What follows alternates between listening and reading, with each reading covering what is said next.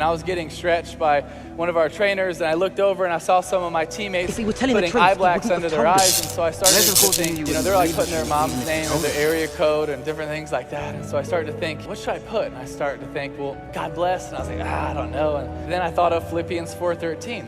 I can do all things through Christ who strengthens me. I was like, that's an awesome verse for a football player. That's what I'm going to go with. We're getting ready to run out of the tunnel. I really felt like God was putting out of my heart to change the verse. Really, right now? But I kind of stepped back for a second and realized that if we won, we'd be playing in the national championship, maybe the biggest stage that I would ever get to change the verse and put something meaningful on there. But God kept bringing it to my heart and my head, John 3:16. Because as a Christian, that's the essence of our Christianity. It's the essence of our hope. For God so loved the world, he gave his only begotten Son, that whosoever believes in him will not perish, but have everlasting life. That's what we believe in as Christians. Coach Meyer says he just likes his routines, but that dude is so superstitious, it's ridiculous. The verse I learned in he's like, yeah, Philippians 4:13, I love it. I was like, well, I'm going to change it tomorrow night, John 3:16. What?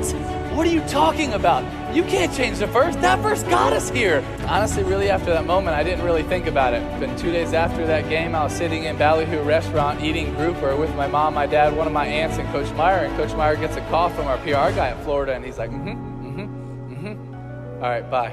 I looked at him, I was like, what's that all about? PR guy, and he said, Tim, he just told me that during that game, 94 million people Googled John 3:16. And honestly, my first thought was, how the heck do 94 million people not know John 3:16? It was on January 8th of 2009. Well, exactly 3 years later, January 8th, 2012, exactly 3 years later to the day, we just happened to be playing the Pittsburgh Steelers in the first round of the playoffs. I didn't think of John 3:16 one time, so I can't take credit for it. I had nothing to do with it. I just went out there and tried to do anything I could to try to win a playoff game, and we were blessed to win this crazy game in overtime. And so I was getting ready to turn left and go into these curtains to talk to the media, and Patrick, our PR guy, steps in front of me. He says, Timmy, did you realize what happened?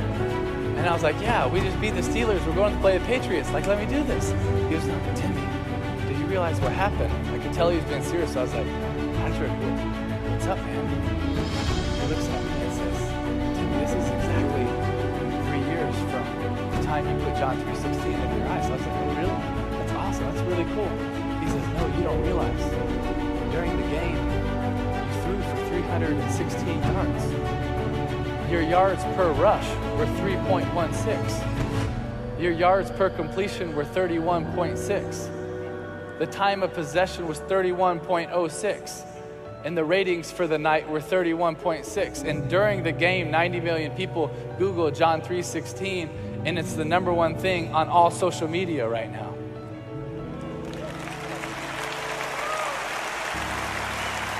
If he were telling the truth, he wouldn't have told us.